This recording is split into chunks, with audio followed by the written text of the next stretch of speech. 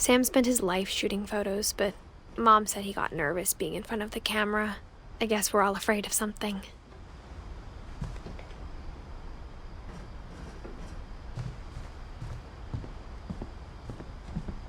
Instead of hiding from death, Sam seemed to go out of his way to meet it.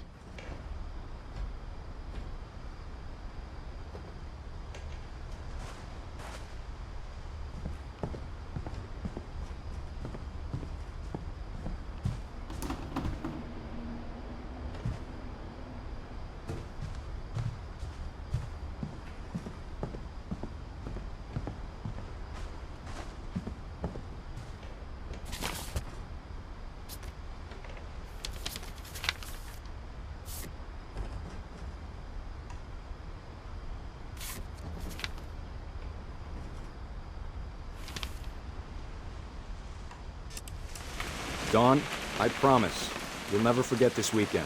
Yes, sir. These memories are gonna last a lifetime. Am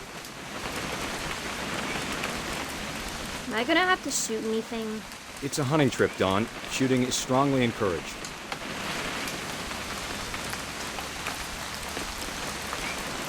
What? Perfect. It's gonna rain the whole weekend, isn't it? I will never forget this weekend, Dad. That's the spirit. Okay, got it. I'm gonna take some pictures, okay? Just be careful. The camera's older than you are.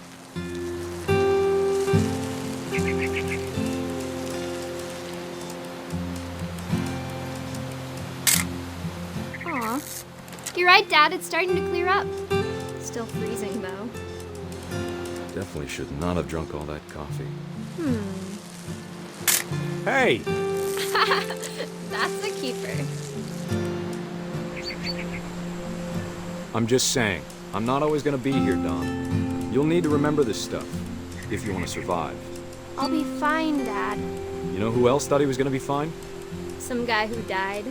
Dawn, I'm being serious. No, Dad. You're always serious. Doesn't being out here make you want to chill out? Well, to tell you the truth, I haven't been out here in 20 years. Dad! Good eyes, Dawn. Before you take the shot, let me get a picture of you.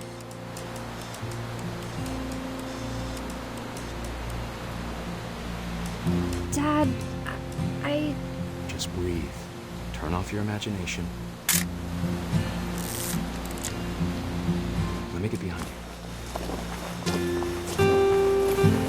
Do I have to do this?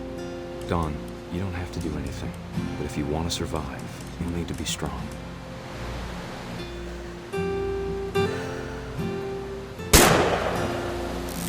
Great shot, Dawn!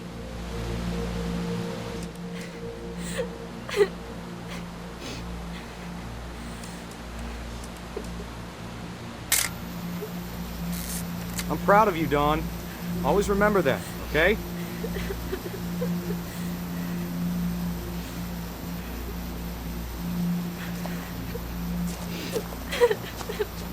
Sorry, Dawn. Just gotta reset the timer.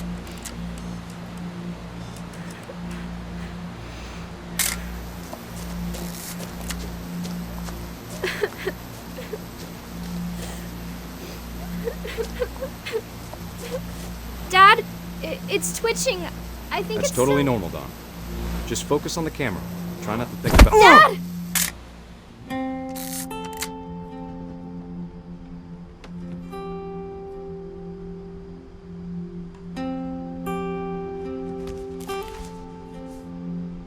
Of all these stories, that's the one I wish most that my mom had told me.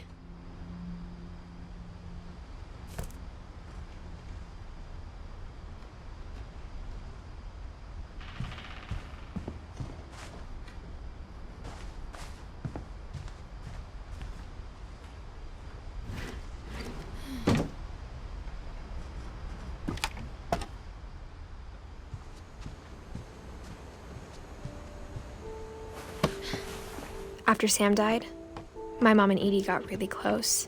They'd both lost a lot.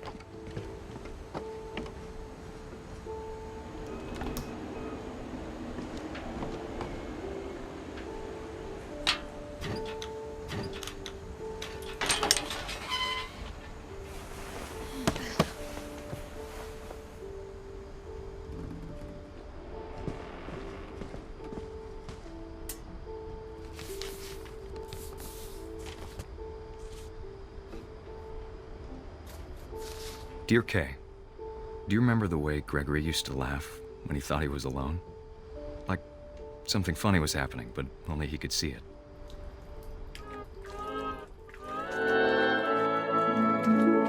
I think he saw things the rest of us don't.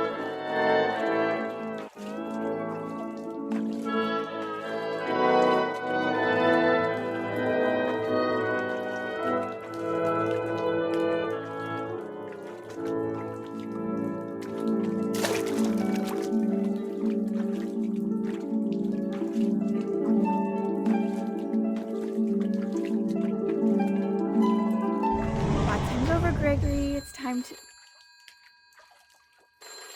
Hold on, sweetie. Hello? Sam, I told you I don't want to talk right now. I wonder what he saw.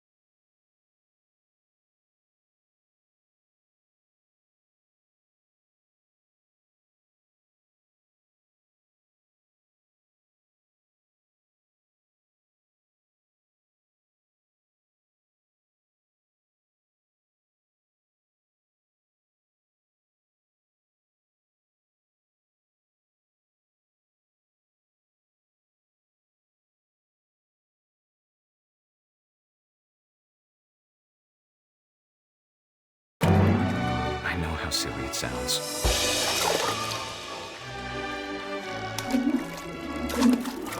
But I worried about a baby being too happy. But I could feel him slipping away. Sorry about that, Gregory. I know you did everything you could. Maybe if I hadn't called that night. Damn it. Hold on, I don't want Gregory to hear this.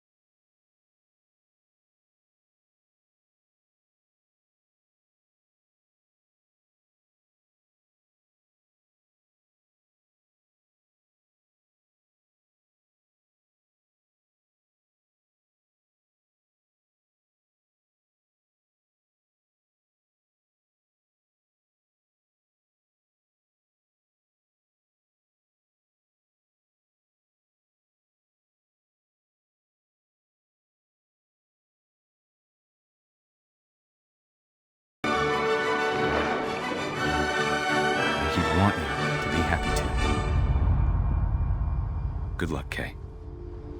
Love, Sam.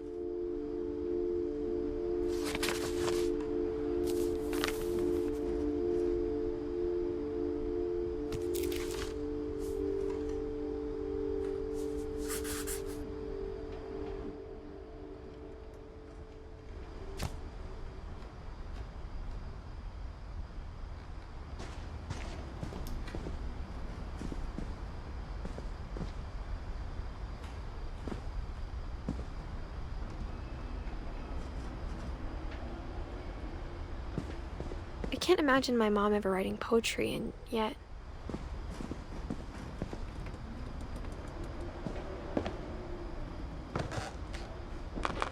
My mom moved up to the loft after her brothers died. At the time, it was as far away as she could get.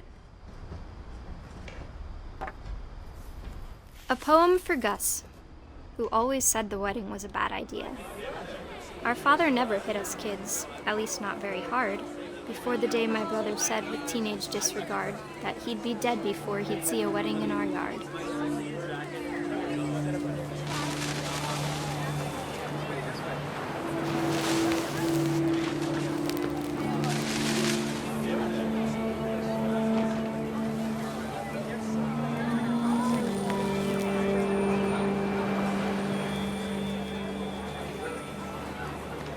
My father made him come, of course, but Gus stood far apart, just flew his kite and bottled up the storm inside his heart.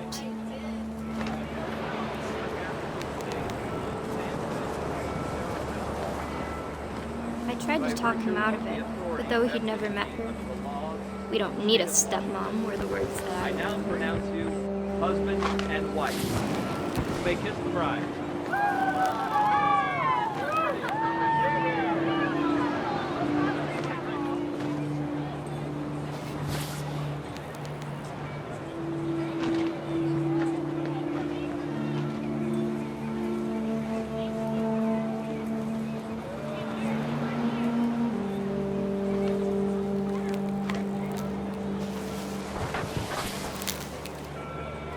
When the time for photos came, Dad ordered him to come here. But Gus declined, and as a sign held up his middle finger.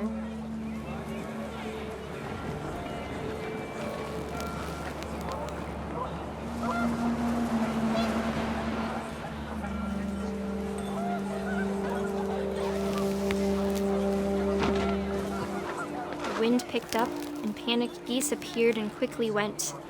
But all the humans did that day was go inside the tent.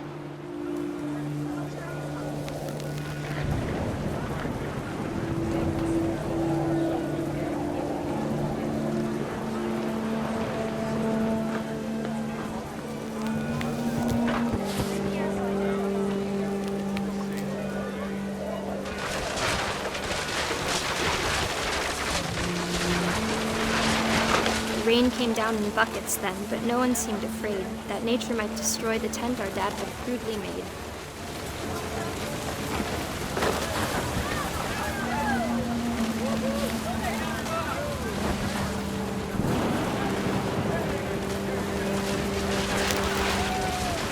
The thunder sounded much too close and full of angry power. But all my father said to this was, "Make the music louder."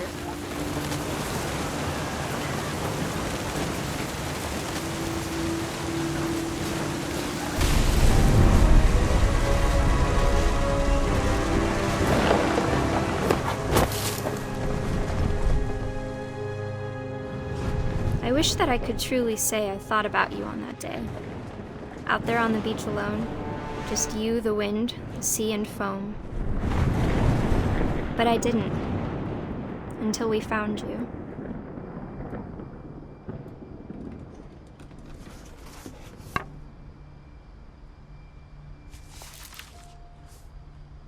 She never talked about him, but Mom told me once if I was a boy, they were going to name me Gus.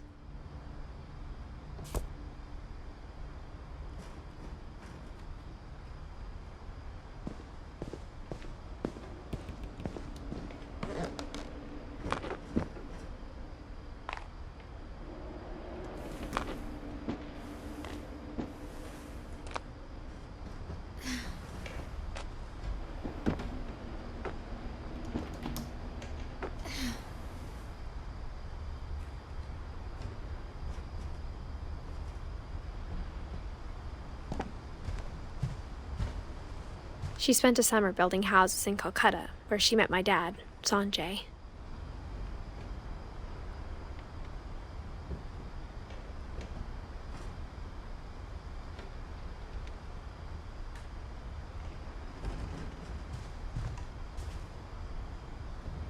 My mom moved to India a week after graduation and got a job teaching English.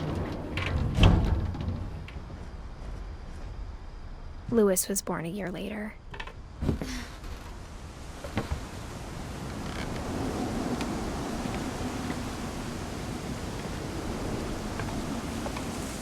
When my dad died, I don't think Mom knew where else to go. I'm sure Edie was happy to have her back.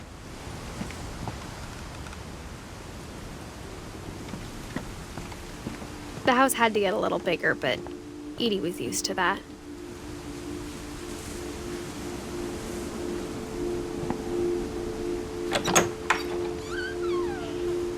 And for a while, things were good.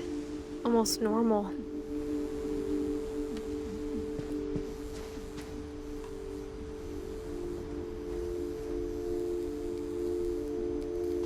But it didn't last.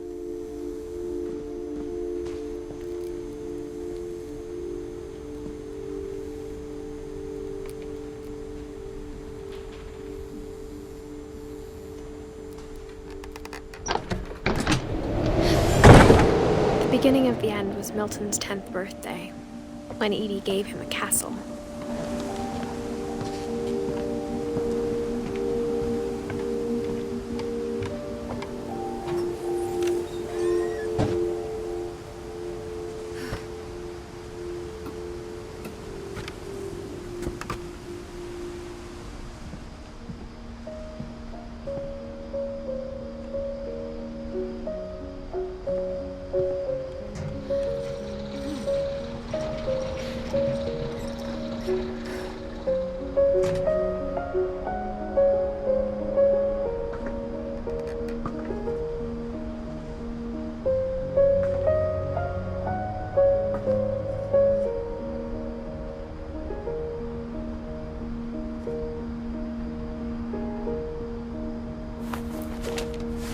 Milton Finch in The Magic Paintbrush.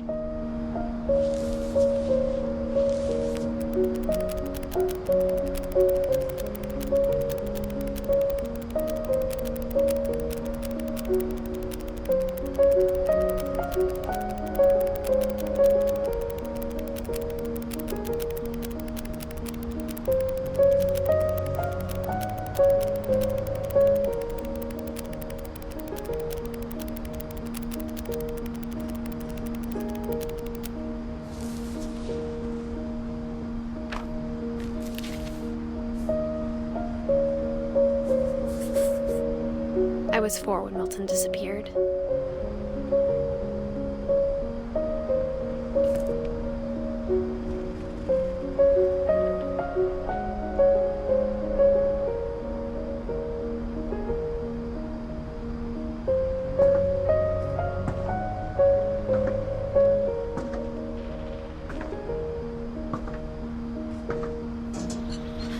Mom spent months searching for my brother. Then she sealed the doors.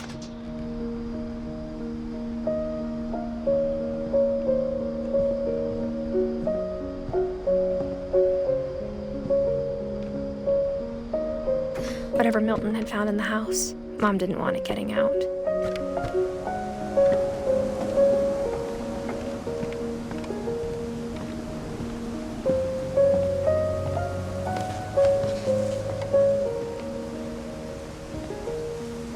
Mom definitely blamed Edie, but I think Louis blamed himself. After he graduated, he just spent more and more time in his room, until Mom got him a job at the cannery.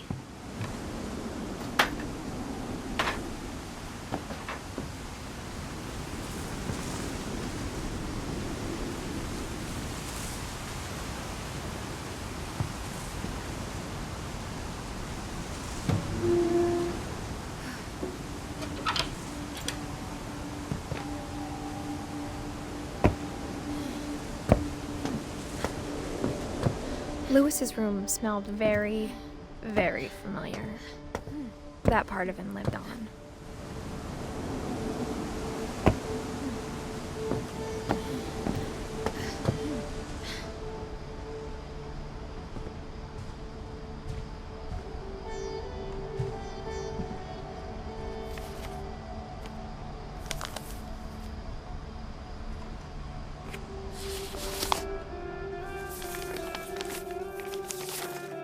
Dear Mrs. Finch, as Lewis's psychiatrist, I can understand your desire for an explanation.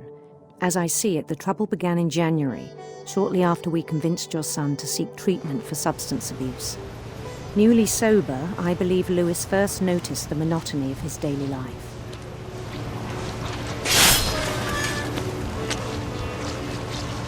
He kept working at the cannery, but he withdrew part of himself.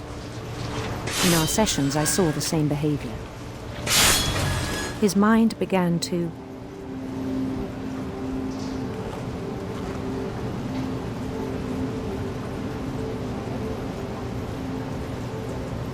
wander.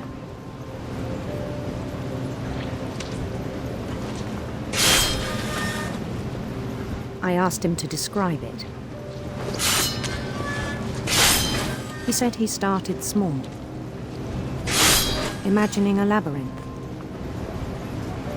He'd feel his way about.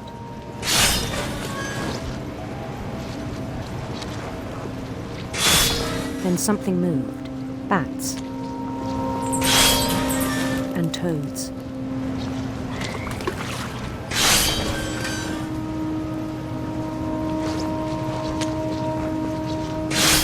And things that have not names. He knew it was all in his head.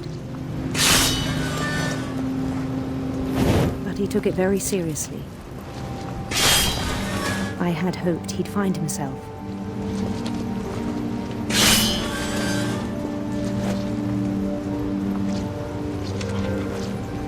But he found something more.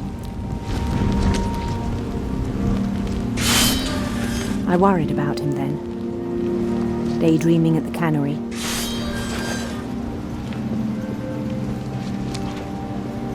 I spoke with his boss. But he said Lewis had become a model employee. Methodical, tireless, focused. Like a whole new Lewis. So I let him go on.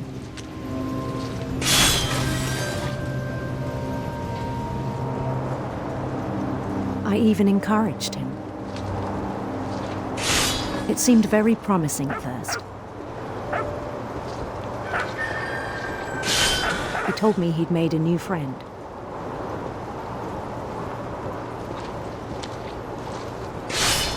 On the edge of a city he named Lewis Topia. He built the city up slowly, brick by brick. Then he made musicians.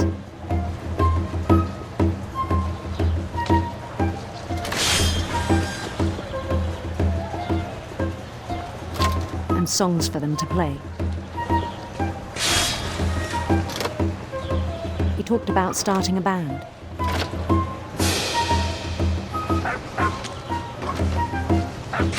And he was always humming something. Every day his imagination grew stronger.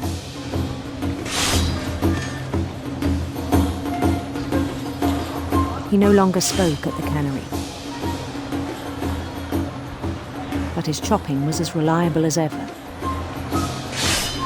Then one day it struck him that all the cheering crowds, even the stones under his feet, were all in his imagination, so he could do whatever he wished.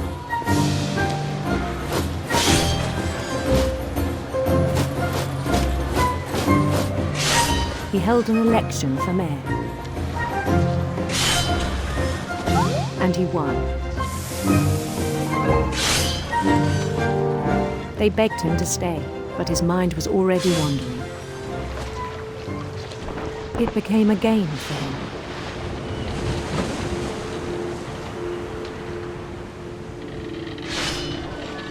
He'd conquer a city, then immediately push on. New Louisville. St. Louis.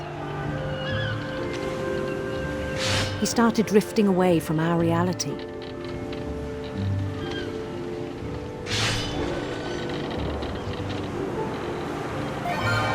Minneapolis.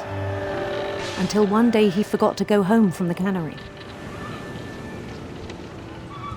Even as his mother pleaded with him, part of Louis kept sailing on.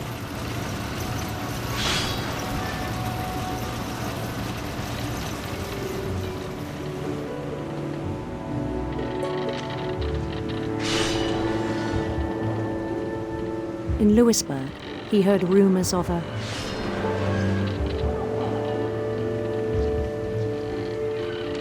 handsome queen.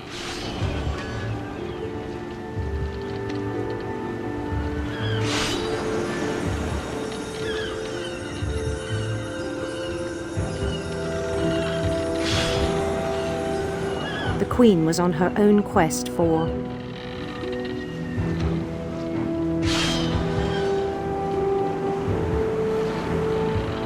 radiant rainbows.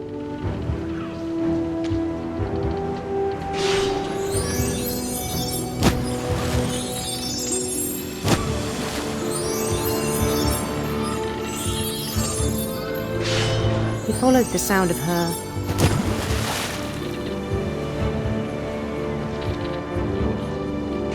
electric sitar.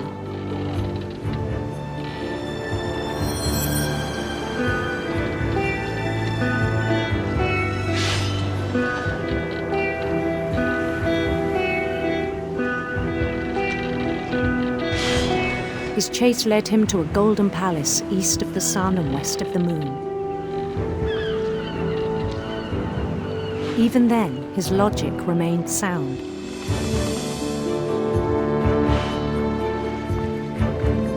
He knew the world was all in his imagination.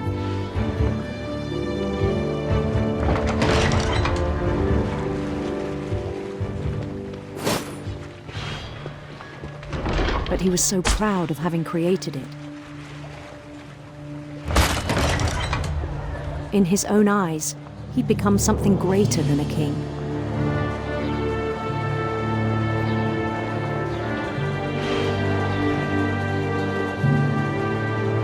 For someone who'd never known success in the real world, I think it was overwhelming. And then it struck him that the real Louis was not the one chopping salmon, but the one climbing the steps of a golden palace.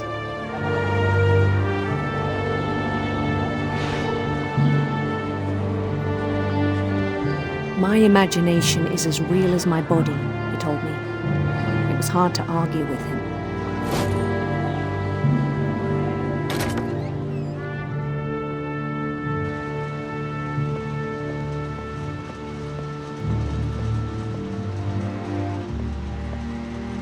He began to forget the world we know.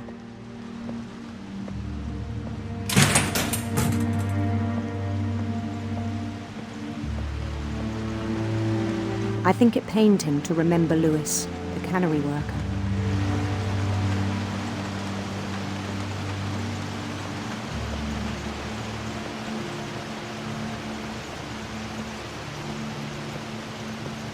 He began to despise the man with a royal contempt.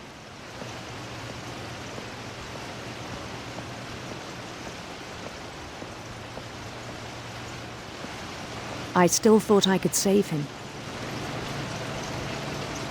Even after he said he was being crowned king over all the lands of wonder. The palace would be packed with his companions.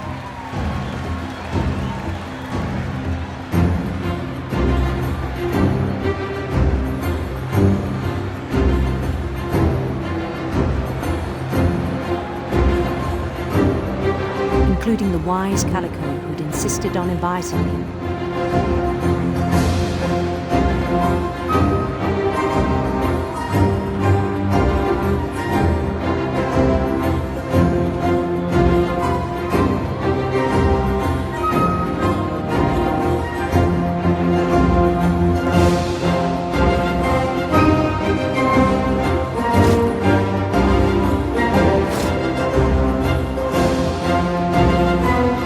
Queen waited, holding his crown.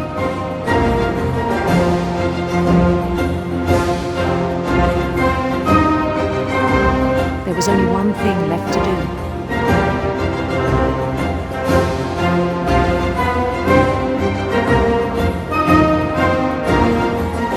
bend down his head.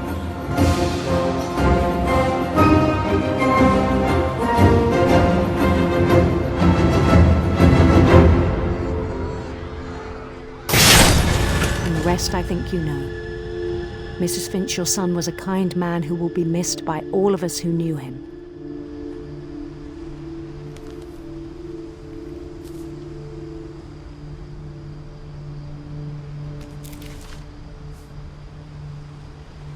My brother was really cool.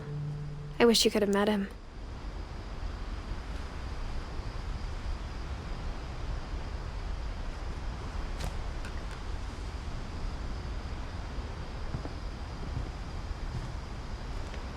He was so proud of being Indian.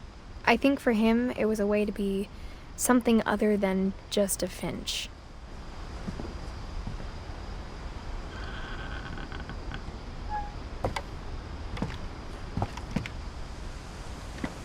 On the way back from Lewis's funeral, my mom told me to start packing.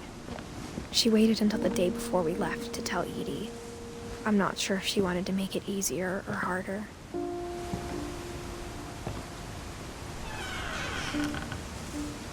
I wish we'd stayed.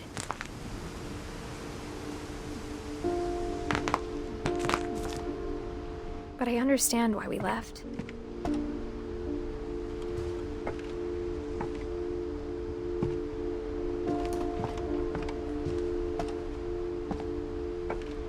My mom ended up leaving everything behind.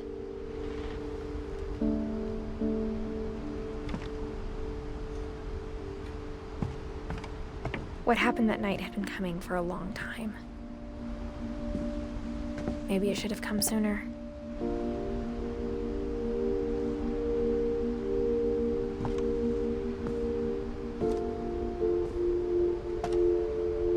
But it had to end one way or another. All that's left now is to tell you about that last night.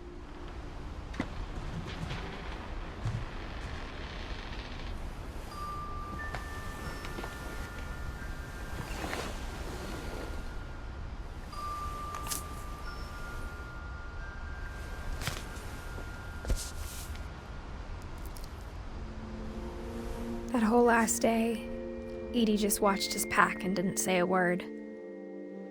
Until supper, when she raised her glass and said, "To our final night together, and all our final nights apart." Grandma, you know what I said about alcohol. Some of your medications are very Edith, specific. I left a present for you in the hallway. Why don't you go open it? The grown-ups have to argue now. I'm sorry, you're right. We're all leaving tomorrow. Let's just enjoy our last... I'm not leaving. Edith, you're excused.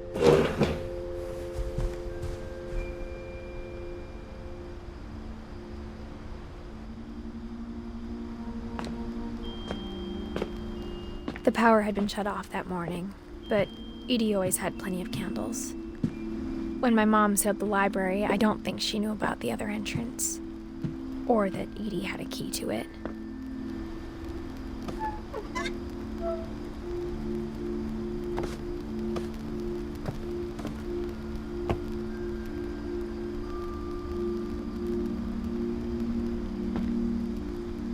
That thing you're afraid of isn't going to end when you leave the house. Edith has a right to know these stories. My children are dead because of your stories. I think it's best if Edith and I leave tonight. We'll have the nursing home send a van for you in the morning, okay?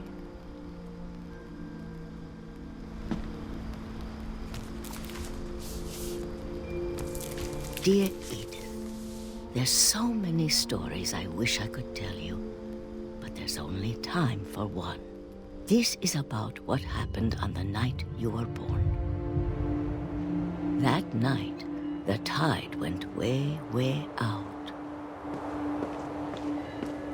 It was the first and last time I ever saw the old house aground. There'd been an earthquake out in the middle of the ocean. They called it the lowest tide in 1,000 years. God, it smelled awful.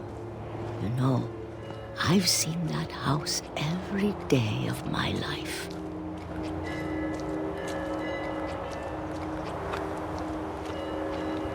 But I never thought I'd go back to it. When the fog rolled in, I lost my way.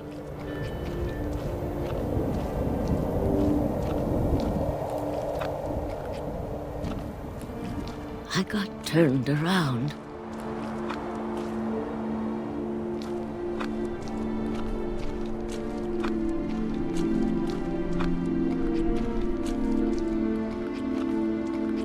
For a while, I wandered.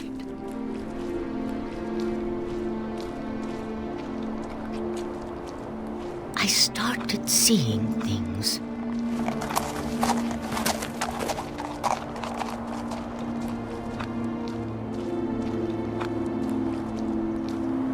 Things I'd forgotten had ever existed.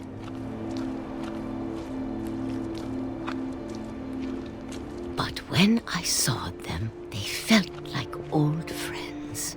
That night, a lot of things came back to me. Or maybe I came back to them.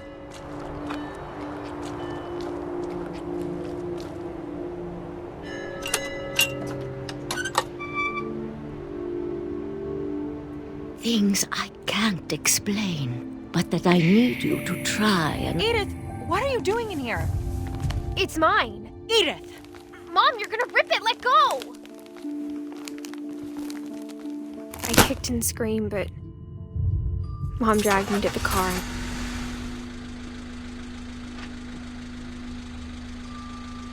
I never saw Great-Grandma Edie again.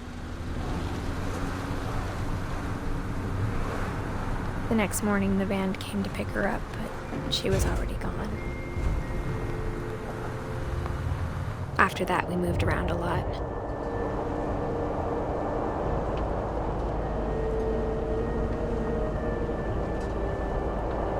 We both tried to make the best of it.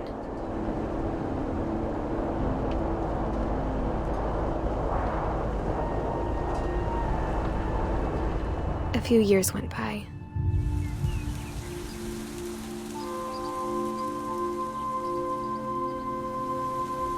My mom didn't like to talk about it, but she started getting sick a lot. The rest happened pretty quickly.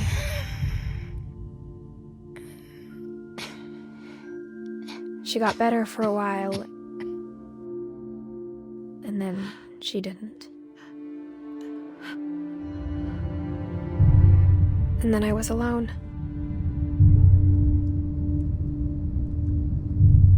The last Finch left alive.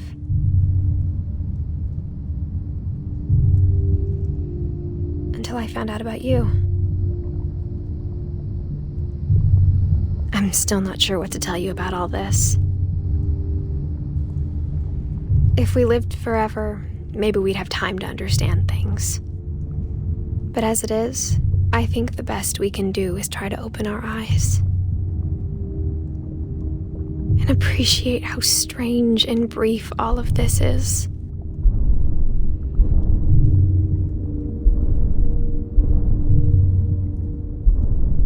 This journal was supposed to be for you. But now I hope you'll never see it. I just want to meet you and tell you all these stories myself. But I guess if you're reading this now, things didn't work out that way.